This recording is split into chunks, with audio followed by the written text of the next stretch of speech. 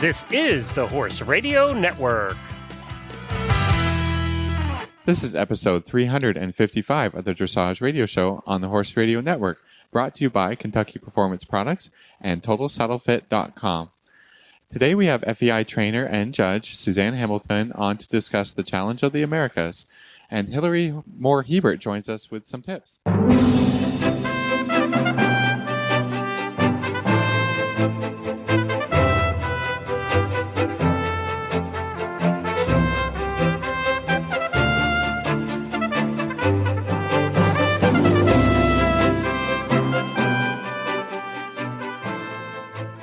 This is Reese Koffler-Stanfield from Loxahatchee, Florida. And this is Philip Parks from Rockwood, Ontario, and you're listening to the Dressage Radio Show. Without Glenn again. I know, he's left us for multiple weeks on our own. This is scary. I think he's really preparing for his trip up to Kentucky for the Challenge of the Horse. What's it called? The Road to the Horse. The Road to the Horse. I think today is his first day of recording, and I could be wrong on that. Because I've been following on Facebook, but I know it's always funny. I seem to miss Glenn. He's in 10 minutes from my house, and I miss him. So we're still here in Florida for another couple weeks. So I was bummed about that, but I know I'll get to see them when they're up for Rolex. So what's going on with Reese, and what's the report from Florida? Oh, it's starting to get hot here. That is, it's in the 90s today, which I know everyone at home is probably like, meh, but that's hot. I mean, it's summer hot now, and it really has been a pretty cool winter, and now it's like, and it's hot. So when I woke up this morning, it was hot. I was like, oh, we better start drinking a lot. But good, really, really good. I have to give Ashley Rand a shout out. She was on the show a few weeks ago talking about her schoolmaster, and she got her gold medal this weekend. So that was super fun. Congratulations. Really shout out. Yes, shout out. We like shout outs. Yeah, exactly. And then I'm not going to lie, I had a very good show this weekend. Elin Court was a really, really good boy. Got an 81% in his freestyle. So that was pretty cool. Congratulations. Hello. That was awesome. Yeah. Way to go. Hello. And he was a really good boy. I had not had the best of rides the couple weeks before, and he just had to go back to the horse show a few times. Yeah. We don't do anything. He just had to go back multiple days in a row until he behaved, and it seemed like it worked. So it was a beautiful night, and my coach down here, Michael Klemka, said something really cool that I wanted to remind everybody, because I think we forget. And he just said it was a beautiful night. I was like, basically closed down the horse show, and it was really pretty, and my husband was there, and everyone was around, and it was super fun. And Michael just looked at me and said, "You ride this horse great. He's going great. And just remember, riding is joy." And I went down the center line and nailed it. So I'm like, just say that again. Yeah, so it was riding really is fun, right? Riding is supposed to be fun and joyful. Yeah. So just I thought I wanted to share that with everybody, because I think that's something sometimes right before a competition you forget that, and you forget, like, wait a minute, this is awesome. And I just went down the center line and had a big smile, and hello was fantastic. So that was my personal best score. So pretty cool. So it was a really fun weekend. So not going to lie. It's good. So hopefully we repeat this weekend coming up. Yeah, you got to keep doing it. That's now we set the bar high. Anything else is going to be a disappointment, maybe. I don't know. I know. So we have a big one. Ashley shows again, and then Elin Court does his first developing pre-St. George. So that should be super fun. So I'll have another good report hopefully next week. So. If you don't, that's okay. One a month maybe is good enough. No, this is the fourth one. And then this week is also, I think it's a 4-star this week. The CDI actually started, we're recording on Tuesday. Yeah. And the jog was today, which is very odd. Yeah, it's supposedly huge. So it has to be huge if they're jogging today. So I will have a good report from Friday Night Lights, and I'm super excited. My sister Lindsay's coming down for the weekend, so I can't wait to see her, and she'll groom for me, and it's fun. She coaches me at home, so it'll be fun to have her down for the weekend. So that's what we have going on here. Very good. Sounds awesome. Yeah. How about you, Phil? What's going on? Not much. I mean, I know it's April shower. Well, it's not April yet, but it sort of feels like April showers at the moment, and less snow, but more rain. So I mean, that's okay. Just starting to think about the show season, getting everybody in line. What are we going to do? actually, this is a point where we sort of, I tell people, everybody, we sort of figure out what level they want to do this year, and we say, okay, well, go home and read the tests, because I hate walking into a lesson and okay, we're going to try first level test 1 today, and I've never read it. I don't know what it's about. Then it's sort of a waste of a lesson to go in and say, okay, now we're going to read through the test, and do you know where to go, and blah blah blah. I mean, you don't need me for that, so get it done, and then I can show up and we can work on some test patterns and stuff, just sort of to try them out, not really to drill anything yet, but just sort of where we're going. If you've got a goal for this year, exactly what that goal includes. I think that's important. Absolutely. And so that's sort of what we've been up to. So our show season sort of starts. I think our first shows will be mid-May. So got it. What are we? Yeah, when we're taking a break, you'll still be showing. Yeah, we'll just be starting, right? Yeah. Yeah, you're starting, and I'm like, okay, we're done for the Relax. year. Yeah. Totally different. Yeah, but we'll cheer you on for sure. yeah, maybe we'll have you up and tune us up a little bit and see what we're doing. Be great. So that'll be fun. Yeah. Super fun. That's about it as far as Ontario goes. I love it. Well, this week, as always, we have a great show. We have Suzanne Hamilton, and she's going to be our first guest, and she's going to talk about a really cool charity event that happens here every year, the Challenge of Americas. This Nutrition Minute is brought to you by Kentucky Performance Products, the company that simplifies your search for research-proven nutritional supplements at kppusa.com.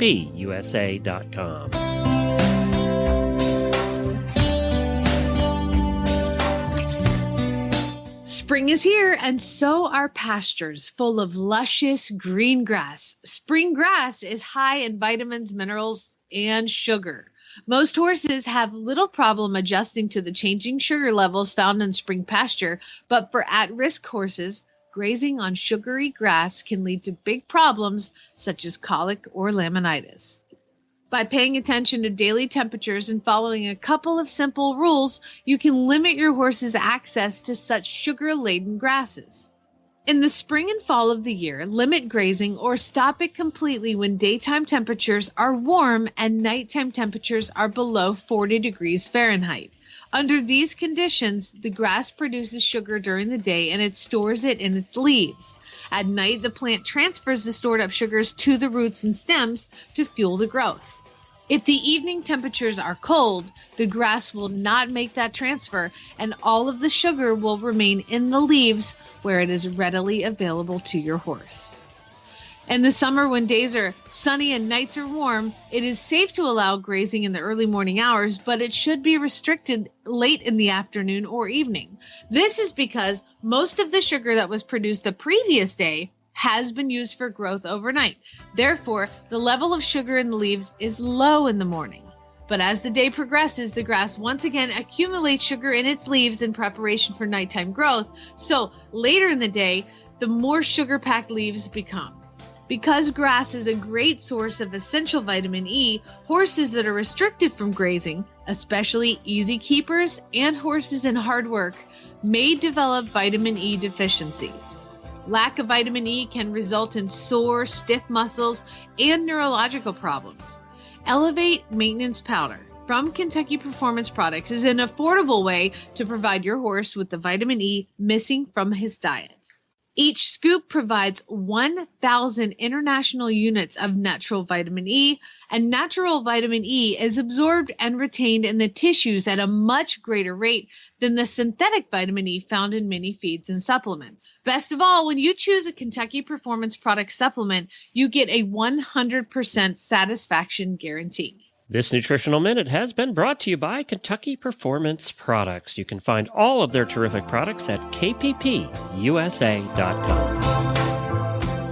Well, it is my pleasure this evening to have Suzanne Hamilton, Large, our judge and FEI rider and trainer from Maine, and she operates out of Crystal Springs Farm. Welcome to the show, Suzanne. Hello, Reese. Hello, Phil. We are so happy. We have been trying to get you on. Yeah, we've been trying to rope her in. We were just talking about trying to rope her in for quite some time. Because, We've finally got her. Yeah, you guys are convincing. Yes, well, that's the joke, is that all of our trainer friends will at some point be on the show. So we're so happy to have you. And you did quite a cool event this year, and it happens every year. It's called the Challenge of Americas. And can you start us off to just tell us a little bit about the event and what you were a part of it, and or how you were a part of it? Well, it's actually my fourth time riding Wow. in this event, and I'm playing just a very, very small part in it. It's a huge process, and Mary Ross is the organizer of the entire thing. She started this, I'm not sure how long ago, quite some time ago. She puts together several quadrille teams. You know, we've had myself, I'm on Team International. We have Team USA. We've had Team Canada. We have had Team Latin America, I believe. You know, they show jumping. They show, and then on top of it, they have a huge auction. People donate. People like Tammy Hogue. It's really great. So I've been involved in the Challenge of the Americas for the last 4 years, actually. It's a benefit for breast cancer research. It's one of the larger ones in the equestrian sport, I think, I've been told, and it's a great event. It is. It's a fantastic event, and there's lots of different parts that sort of people can come to the event. But the main headline, it's an event. Well, it's one of my favorites, actually, because you can come and you can sit at the main tent, and they have auctions and just it's a wonderful dinner dance. Or you can even come and sit on the lawn and bring a picnic and your whole group and give a donation to breast cancer. But you are part of the headliner, right? Which is I am now. I used to be on the sidelines for years and years with the picnic. And so what do you do for the event? I'm part of Team International for a quadrille team. It's a Grand Prix quadrille team, and we have several teams. You know, we have Team USA. It's been together for a long time. There's occasionally a Team Canada. We've had, I think, a Team Latin America. This year they had a brand new team coming out, and I'm actually not sure right now what their name is, but they kicked our butt. They were amazing. So it was really, really fun to watch everybody else, and it's all for just such a great cause. So we wanted to have you on the show because there's not many people who have been involved in riding a quadrille. We wanted to sort of ask you what that experience is like, and you know how much you've practiced and how much work that you have to put in towards putting a performance forward. Did you have 8 riders? We had 8 riders 3 years ago. We're usually 6 riders. And I've never ridden a quadrille before I did this either. I remember years and years and years ago, I went to schedule something with Pam Goodrich, who is, by the way, the captain of Team USA. And she said something, well, I can't do tomorrow because I have quadrille practice. I want to do quadrille. She said, well, you've got to ride Grand Prix to do that.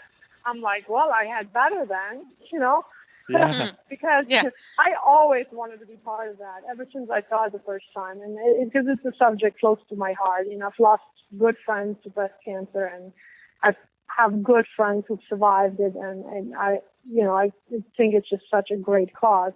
So, yeah, we practice. We start usually in later January, and we have approximately 8-9 practices in all. It's not very much time. We have what's called the organizer extraordinaire, who is Ruth Hogan-Polson for our Team International, who does all the choreography, all the music, and she lives and breathes this for the entire time. And we sort of show up, us riders. You know, we donate our time. We donate a horse, not always our top horse, but a horse that we participate in. We trailer there after a long day of work. We go and pack a horse up and go to practice wherever we decide it is at that day of that week. And, we get together and then we put our heads together and really focus. And Ruth I think it's a little bit like herding sheep, getting 6 Grand Prix riders it's a in lot. one arena.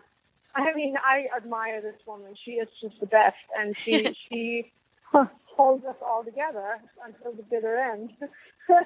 And we usually start with a meeting, and then we start with walking it through on foot, and then we proceed to walk it through on horseback, and then we start adding, and then we try to tighten it up. And normally, the way this goes is it's really bad all the way until the very last practice.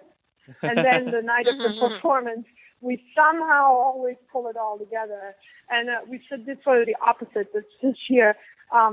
We did, we had a great time, and we had a great choreography and really wonderful music. But we had eerily good practices early on, and then we had some problems during the performance. Nothing major, but a little here, a little there, a little everywhere. And then, we ended up not winning this year, which, That's a little That's disappointing. okay. We all like to win, but So what is it like? I mean, talk to us about. I mean, that's a very integral choreography. Like, I can't even talk to our listeners about what were some of the movements that you did in this quadrille. It's one of the movements is called do-si-do, where you have 3 riders on each side coming down the long side, and at a cue, we all turn in, and one line piafs on the center line, and the other line passages at a 10-meter circle around them. That's one of our movements, one of our signature moves. And one of the movements that are really fun is butt-to-butt pirouette, where we half pass in, three on one side and 3 on the other side. And we half pass in, we meet, and we pirouette around each other. And that's always really interesting. Especially the first couple time. Times we do that. Yeah. Yes. Another move that we have is called the shark walk, where we go down the center line and eventually fall into a walk and start legging into this really pretty circle. And I remember when I first did it with my stallion 4 years ago, we did practice, and I kept saying, I think I need more space. I really think I need more space. And, everybody, sort of, Okay. Suzanne needs more space. Okay. And suddenly lifted and went left and mounted the horse next to him. Oh. And so after that, I got lots of space. Yes, space. Ever after. So it was It's a learning moment, right? Yes. a learning moment. Oh no. So, what was your music for this year? Do you guys have new music every year and do sort of a different theme? We had such great music. It was Aretha Franklin and it's a lot of R&B. We had Gloria Gaynor in it for I Can Survive, I Will Survive. Our theme for this year was I Can Survive. We have these, Ruth comes up with a really cool saying or a motto for our ride, and this year it was I Cancer, like cancer, 5, and we all had 2 letters written each on our back in pink felt, and when we lined up at the very last,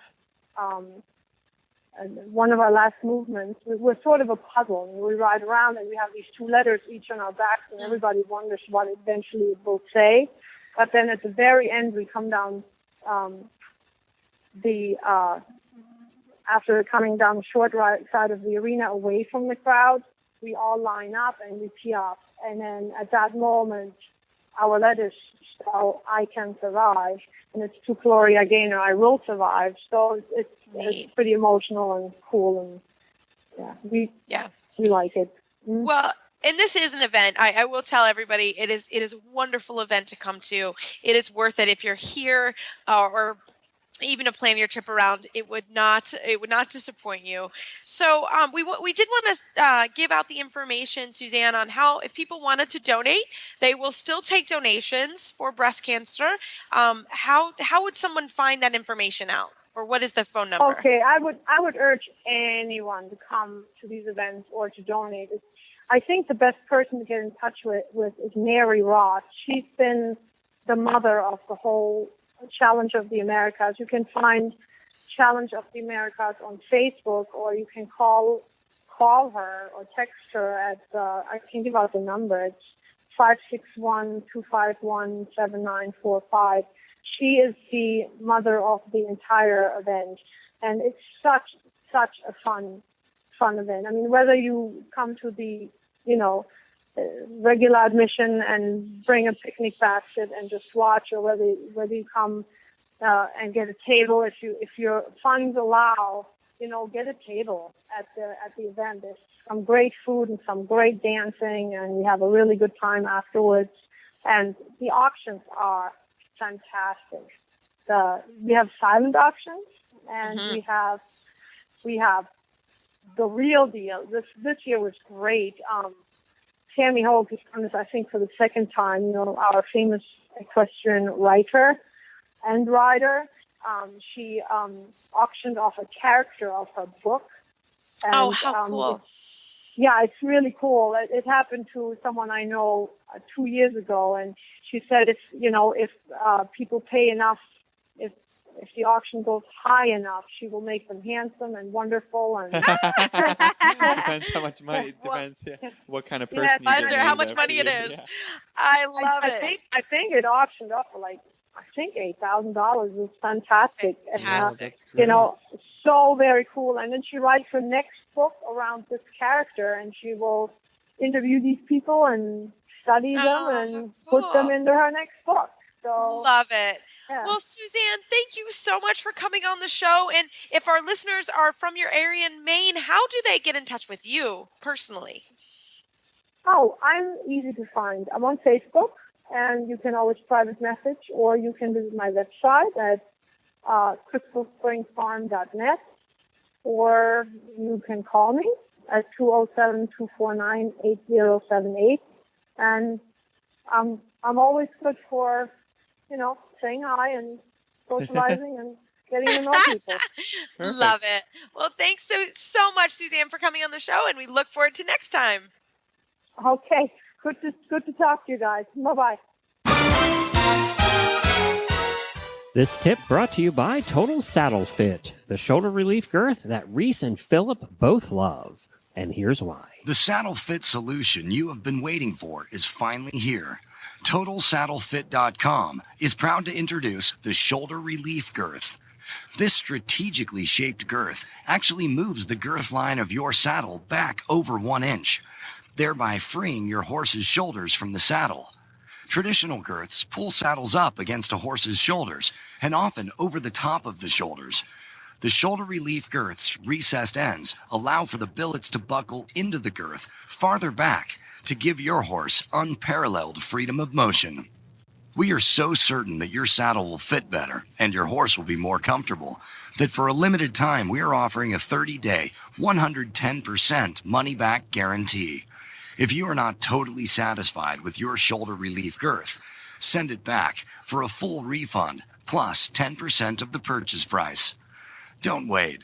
Order now for the best saddle fit solution available. At TotalSaddleFit.com. Visit TotalSaddleFit.com. Well, Phil, we have something new, exciting. Well, we're going to try something new. Yeah, we're going to try something new. This is a listener-dependent sort of thing, right? Yes. Yeah, so for our Total Saddle Fit tip of the week, Phil and I always try to give a tip or have a trainer on to do a tip. And so what we would like to do, and again, this requires listener participation either through our email or Facebook. We would love to hear some feedback on how the training tip goes. We'd love to hear that it works and it's fantastic, and but if it But doesn't, more often than not, we probably, we Yeah. know that there's sort of issues and questions and things. So, if you guys are out there trying the tips out, we'd love to hear back about how it went, or if you develop an issue with it that we can talk about, or for sure, if you want to send a video in and say, we can critique it a little bit and try our best. It's radio, but we can try our best sort of to help our listeners out with their riding as much as we can. I think that's sort of a cool idea. Yeah, and if hopefully we'll get tons of tips and we'll have lots of weeks to do it. But Phil and I will pick, and then hopefully we'll have the listener who sent the question in on the show, and we can talk a little bit about it. We can have you on the show if you want to actually discuss it and talk about your horse. I think that's fun. Not a requirement, but we think it would be really fun to have you on the show and talk about it. So that's what we're asking. So through either Facebook or the Dressage Radio Show Facebook page, or Reese at horseradionetwork.com, or Philip at horseradionetwork.com. Send us your emails or Facebook shoutouts, and we'd love to have you, hear about the tip, and we'll have hopefully we'll get lots, and we'll have everybody on the show. So that is the plan for April. So, which is coming up We'll see soon. how it goes. Yeah, we'll see how it goes. Otherwise, we'll just keep bringing on the tips, But it's fun to sort of hear how everybody, the different perceptions or how the different horses handle the tips and different riders handle it. And for sure, I think if you're having trouble, there's somebody else out there who's having pretty much the same problem. So, Absolutely. Yeah, we just a little bit more listener feedback, listener involvement in our show, so we can help everybody with the riding a little bit more. I think that's a fun idea. We love it. We're super excited about this. So please, keep in touch with us, and we'd love that. And so actually, for our total saddle fit tip of the week, we have our favorite monthly guest, Hilary Moore-Hebert from Dressage Today, is on next. And she's going to she has 3 really good tips for you this week. I hope you enjoy. Well, tonight for our favorite segment of the month, we have Hilary Moore-Hebert, contributing editor to Dressage Today, on. Hilary, how are you this month? Hi, guys. I'm doing great. How are you? We are awesome. And it sounds like we have the perfect timing because baby James is sleeping. Yes. Although he just woke up and he's looking at me, but he has learned, because I've been taking him to some lessons. He's very quiet and behaved, so he learns that if he does that, he can hang out with me more. So that's a nice quality to instill in a child. I know. Patience. Yeah, just sit there like a wallflower. So now, Hilary, tell us, how is kind of getting back into riding? Because you've been back into riding now how many months or weeks? I have been back into riding. I actually couldn't tell you. So I had him in September. I got back into riding in November. So I'm now actually officially getting ready for show season, and things are getting real, as they say. Yeah. And how is it? What's it been like getting back into riding?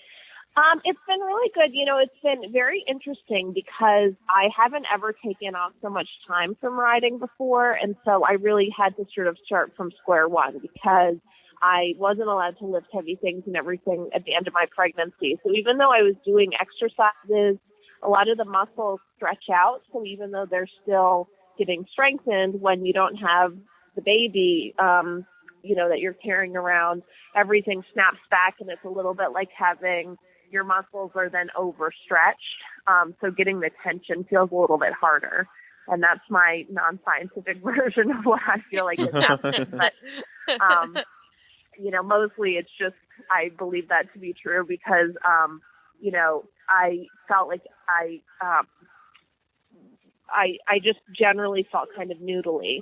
And it was interesting because I was noticing when I was reading about things that there's a lot of stuff in terms of your psoas muscle, which is that muscle that if you sit a lot gets very tight, that's inside your pelvis and back, that we always talk about loosening up. Well, imagine my surprise when I don't have a tight one, like a lot of my students who sit at a desk or in a car have, but mine is too loose. And I was feeling like it was hard, for example, to get the transitions a lot. And the other day, I was riding a horse and was finishing up and was just doing like a stretch trot and then a stretch canter to let them stretch out at the end. And I went up in 2-point, and oh my goodness, doing transitions in a stretch trot and canter in 2-point is almost impossible. And I felt like the muscles were so getting a workout and they were so weak, but it was interesting. It's the first time I could feel that doing anything would really work them. And I thought it was an interesting thing to talk about because I remembered saying to someone, you know, it's been since my childhood that I really felt sore like this because I haven't taken the time off from riding. But I think that now doing that 2-point quick for a second makes me realize that part of the reason too that I didn't feel that sore is I don't jump anymore. So after having felt that, going to get my stirrups and hike them up, and I'm going to do some, riding sets where I'm just in half seat, because I think that it's a really good way for people who are struggling with core strength, meaning the supporting muscles to keep you quiet in the saddle. I think that it's actually been the most helpful for me to get those muscles back. And so I think that doing that 2-point, I mean, you guys remember ever having to do that where you were up in 2-point and your legs were on fire and your back was hurting you? And I don't know why I didn't think about that before, but I think I'm going to start to incorporate that into my own cross training, just to get myself stronger, even when I'm back into what I would consider fit. But I'm going to keep that in my weekly schedule. Oh, I think that's a great idea. That's really cool. I mean, I guess we think too much dressage sometimes. And, I do remember, sort of learning to ride and having to do all the exercises and doing some jumping as well. And for sure, you're just involving some similar muscles and some different muscles, but really getting a better workout, I think, like you said. So it's good to not just be, thinking dressage all the time and think about different ways that you can ride and achieve better balance and work your muscles and get fit, right? Yeah. Well, and it's interesting, I think, because we don't jump. For me, I think so much about biomechanics, but, I couldn't even really tell you why it is that my lower back is feeling fatigued from it, because I don't really think about the half at all anymore.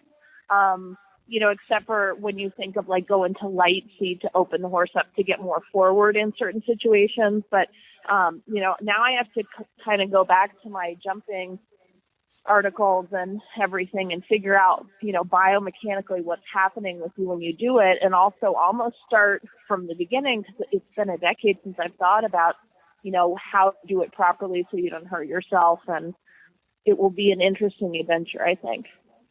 No, I'm excited to hear, because that's not something that I would do either, to be perfectly honest. And I think it's always good, like you said, for cross training. And I think cross training you have to do all the time. So I think that that's fantastic. It's a really good tip, and something we should all think about doing, not just after we have a little one. Yeah. Yeah, I think, 2-point is just great for working, your balance and your legs a little bit more. And I know for sure, in my teaching, I use it to help people balance their lower body a little bit better, so that when they sit in the saddle, you can ride better, right? So that makes sense without returning to, thinking how we started riding and how we got that balance. That when you need to get back to it, I guess you should start from square one almost, right?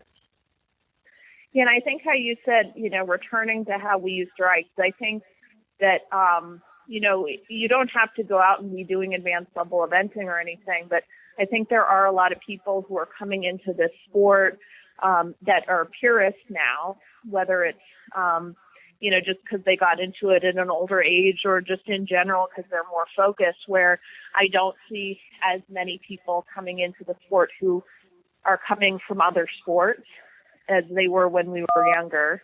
And I don't know if you guys noticed the same thing in your area, but for us, I definitely noticed that when I was younger, everybody jumped and then kind of went into just the dressage. And now I have young riders who have never galloped a horse in their life.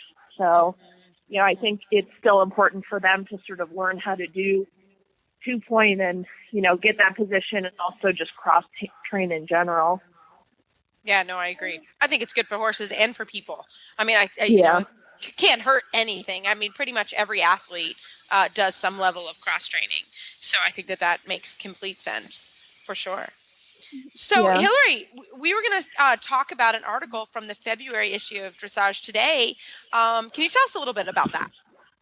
Yeah, so I went and did an article with David Marcus on the warm-up. So talk about sort of cross-training. I think he had a really interesting approach to cross-training where you look at things from the longitudinal and lateral perspective as well with the horse. And he talked about how you want to kind of go back to the basics, exactly like what I'm talking about, going to the 2-point. And I think he had 2 really helpful exercises that actually I have found myself doing lately that I think are very helpful. The first is, no matter what level the horse is put the horse on the circle or go large and do canter trot transitions.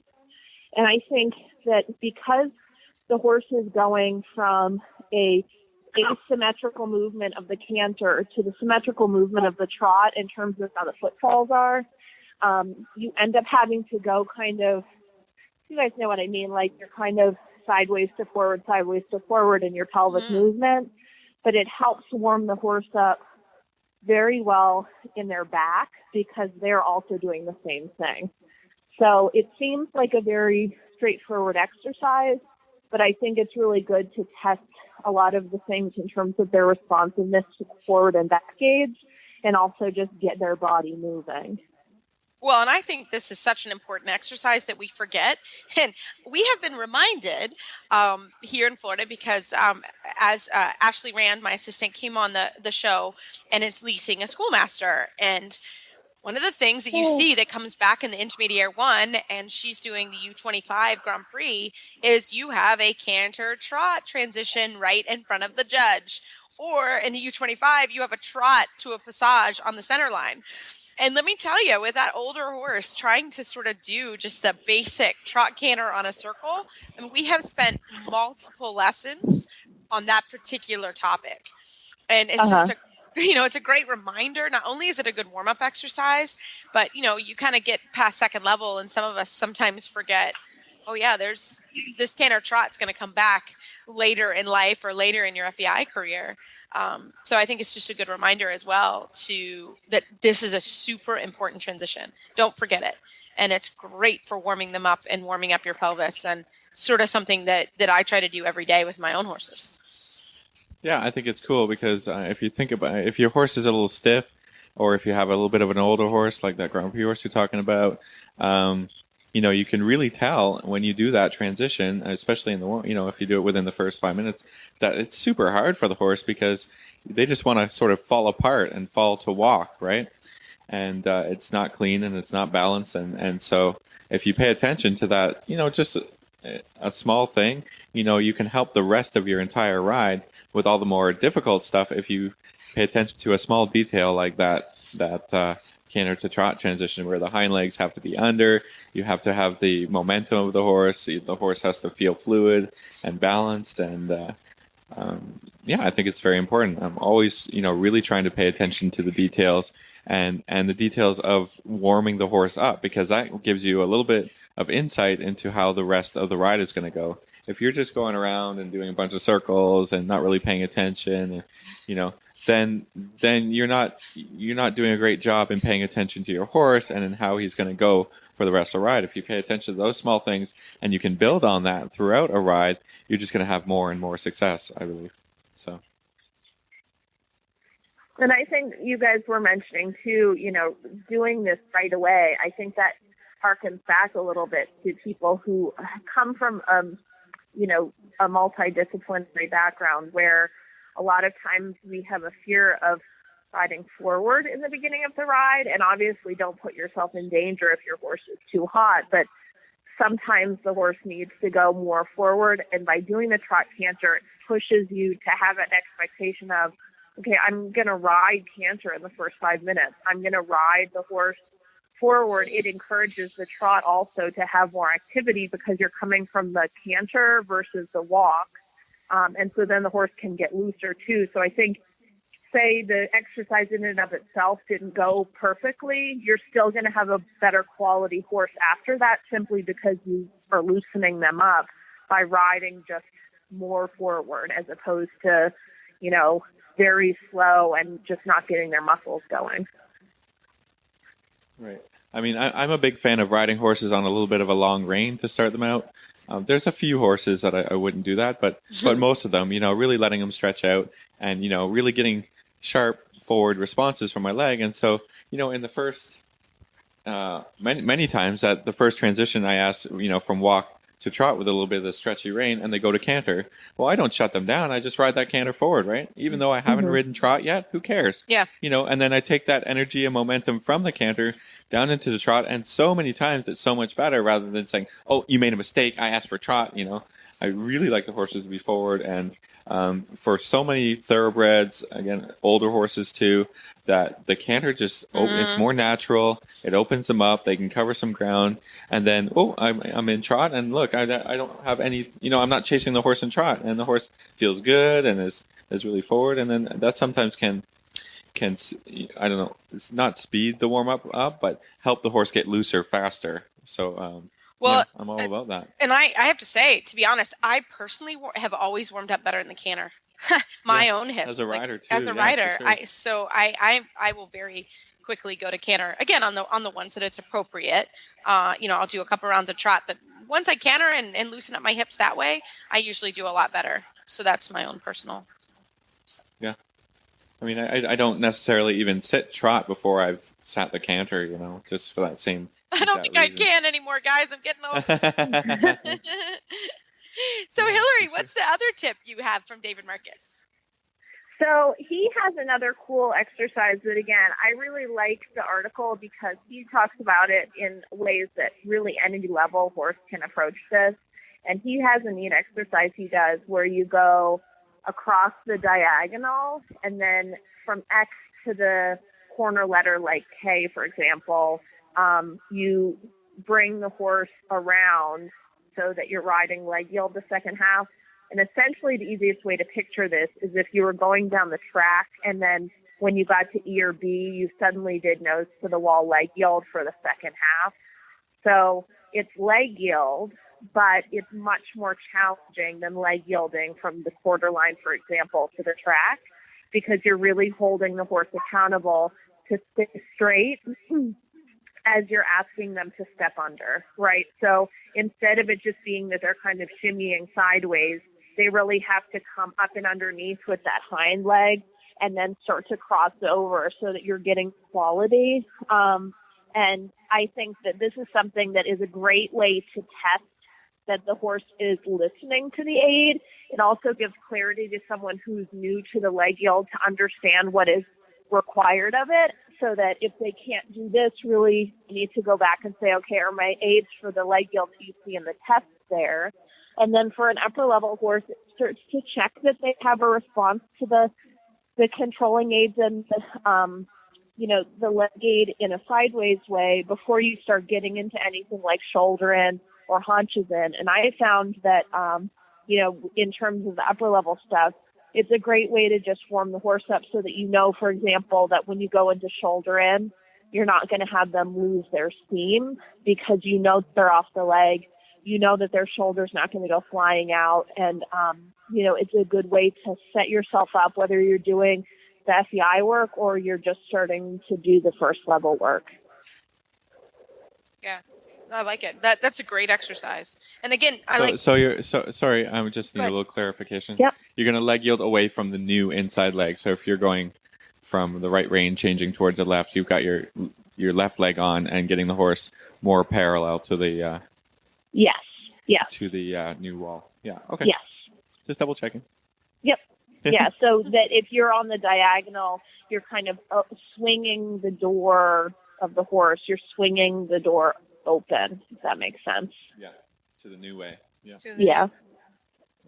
And I think that's a variation of, a lot of exercises that then you can get into more, where you kind of can swing the horse one way or the other, whether you're doing it in leg yield or, shoulder in. You start to have it where, you're considering the hind leg, you're considering the front end, and whether or not it's connected or not, you're sort of saying, okay, do I have control of these two pieces, and can I make them adjustable on the lateral plane of how the horse is working? Can I move the haunches left or right? Can I control the shoulder and bring it in off the track a bit? Can I, make it so the horse is straighter? And do I have the horse between my aids? Yeah, I think you can, anything that you can do, sort of that's adjusting the horse, keeping the warm up as interesting as the rest of the ride without, getting into some very tight exercises. I think it's great. Just checking that your inside leg works, checking your outside leg works, the forward driving aids work, everything is just sort of get that horse to think about you and how responsive and reactive do you want your horse to be, and, how can you set them up for the rest of the ride, checking on things to make sure you're going to have success when you get into your first half pass or your first shoulder in or whatever. Have you already done a few things to kind of say, hey, are you paying attention? Is the hind leg quick? All types of good things like that. I'm really a big fan of pushing the horse around a little bit. Yeah. Mm-hmm. In a gentle way, Phil. In a gentle way. Of course. No, that's a great exercise and a really good thing. So, Hilary, you have one more tip for us. What is it today? Yes. So, and now I feel bad because I can't cite who it is that did this. I was listening to like a motivational talk, and I can't remember the name of the guy who did it, but it's pretty easy once you guys hear what it is that I said to find it. And he was saying something really cool. He was talking about achieving your goals, and he talked about that a lot of times, and this to me rung through so much for dressage people, we have in our head that we want to do something, and whether it's sitting the trot perfectly, or being able to have a fancy horse that we can take up the levels, or going out and getting our gold medal. And a lot of times, because we all tend to be kind of these type A go-getters, it's expectations of ourselves that are very high. And you can get to the point where you feel a little bit like they trap you.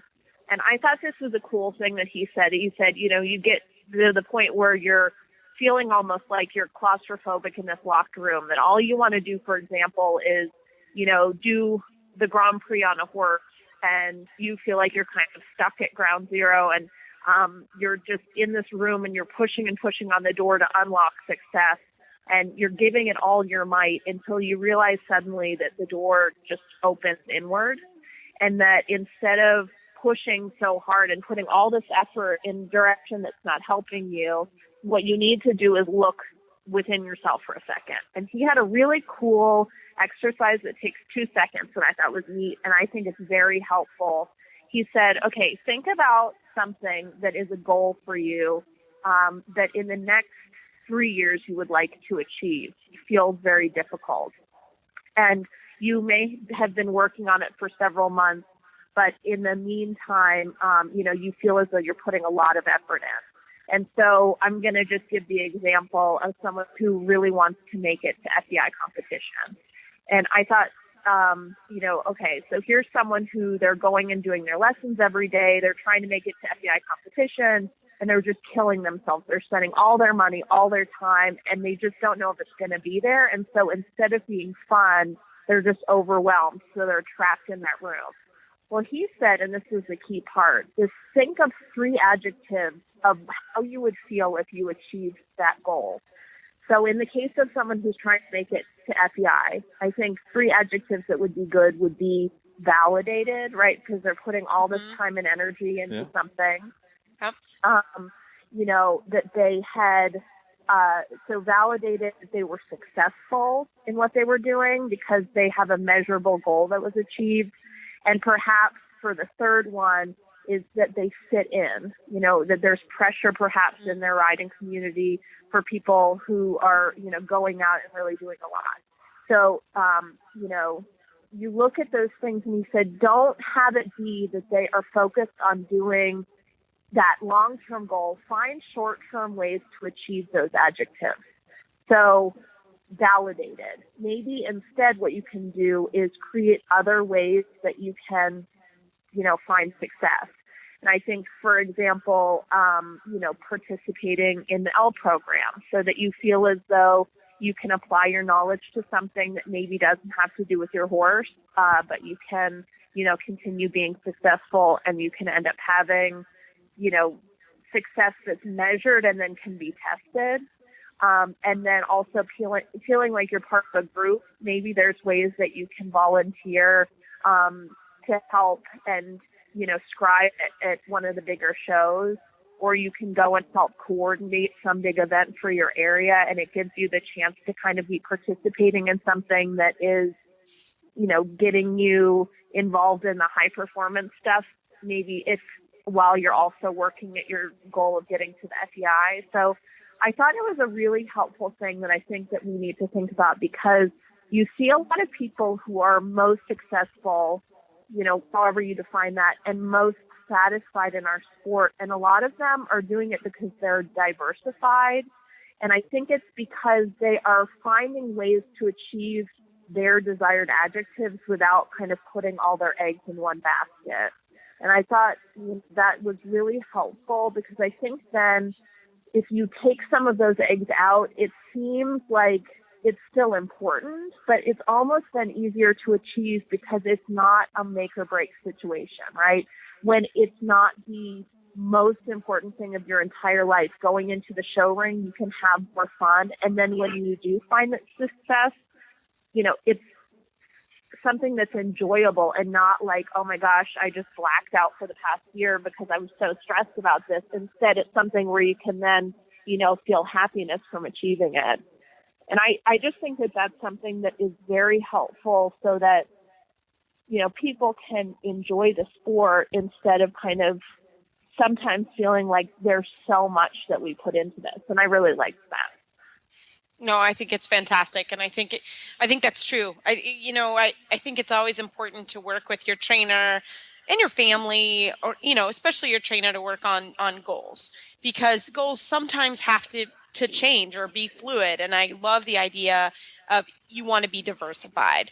You want to have multiple goals for yourself, so that you're moving forward. And I think that that's fantastic. And I think that that makes sense. And I think just in everything in horses, you kind of have to think that way, because we're dealing with animals and they get hurt and we get hurt and life comes around, and to have different things to achieve your goals, I think is fantastic. So I love that. I'm gonna use that myself, and to be diversified. I love that. You're pretty diversified. You got a Yeah. radio show. Yeah, I think the why, like figuring out the why of the Yeah, goals, like what I do you never want to did get that out of it, before. right? Yeah, because Yeah. then you can keep people satisfied, even if if the goal is something then 10 years away, they can be happy in the meantime. Or maybe something happens with a horse, they can still find happiness even if that's a setback. Yeah. Yeah, I think a lot of us choose, especially us that are, professionals in the sport, choose really big, lofty goals. And I think part of it is that you have to dream big, but unfortunately these big dreams take a long time to achieve. And I think another part of just being a happy person is just, having, appreciating the small things, working your way up through the levels, appreciating all these horses that we get to work with, all these people we get to work with, and think that those are satisfying things as well, to be able to achieve and help other people achieve, and be part of a community, and have I have lots of great friends and things like this. And if I just hyper focus on some of these things, riding the Grand Prix, riding the FEI levels, then for sure I'm not going to be a very happy person to be around, because that there's so many setbacks. It's a roller coaster riding for sure. And this is a great perspective, Hilary. I thank you for bringing it on the show today. Thank you. Well, as always, Hilary, how can our listeners find you online? They can check us out at dressagetoday.com, as well as on all our social media platforms, including Facebook, Twitter, Pinterest, and YouTube. Fantastic. We look forward to next month. Great. Well, we are looking forward to your emails and Facebook shout outs to us, especially about the training tips that you may have questions on and want to get them on the air. We'd love, love, love to have you. So you can find our show notes and links to today's guests on our website, dressageradio.com. Like us on Facebook, just search Dressage Radio Show. Follow us on Twitter at Horse Radio. My website is maplecrestfarmky.com, and my email is reese@horseradionetwork.com. You can find me at philipparksequestrian.com, and my email is philip@horseradionetwork.com. I'd like to thank our sponsors for allowing us to put on a good show.